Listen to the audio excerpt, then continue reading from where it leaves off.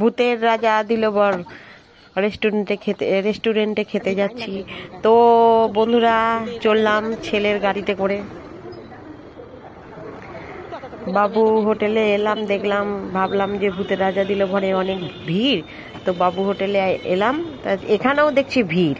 আর দুপুরবেলা এখন প্রায় 1:30 পৌনে 2 বাজে। তো যাই দেখি ভূতের রাজা দিল বরেই যাই, এখানে এত টাইম দেওয়া যাবে না।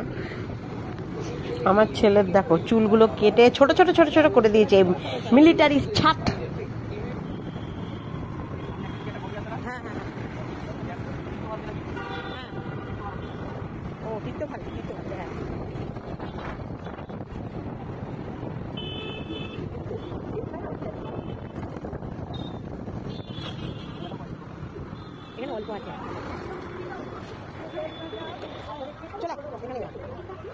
এই তো চলে এসেছি, ভূতের রাজা দিল বর।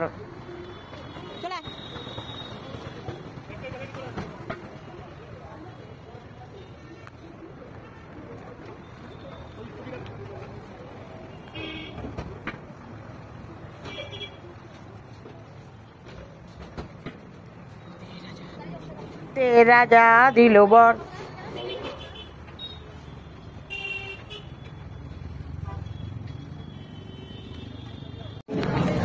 চলো ভিতরে ঢুকি, ভিতরে একটু দেখো সব কত কত ভিড় ভিড় কত ভিড় দেখেছো?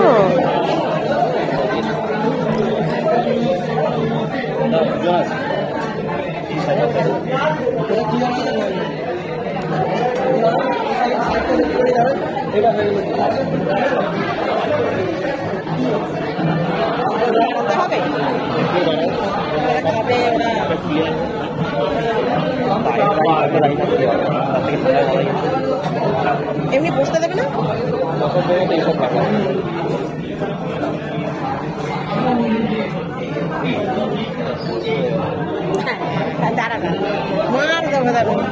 চলো দি চলো।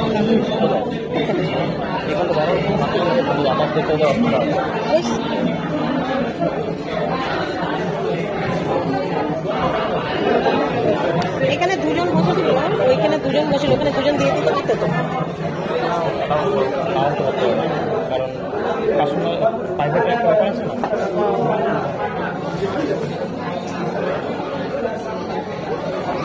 ভূতের রাজা দিল বর।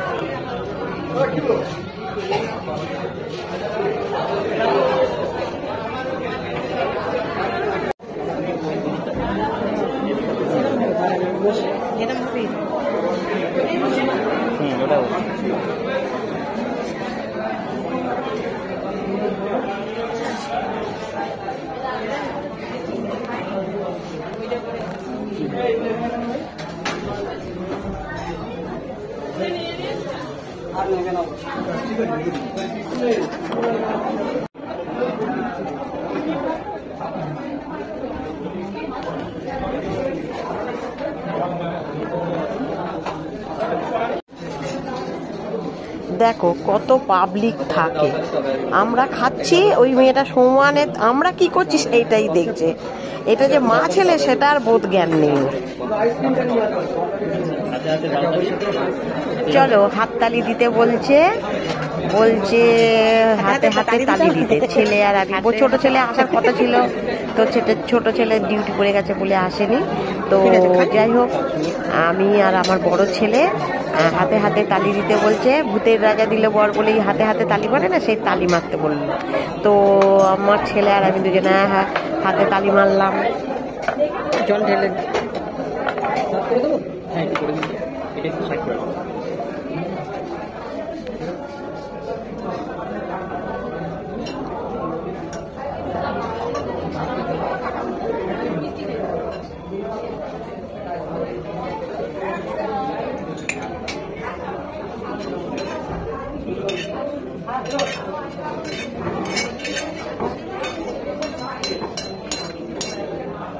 ওয়াও, দারুন দারুন, কি দারুন মটন কষা আর বাসন্তী পোলাও, ওয়াও ওয়াও, দারুন দারুন।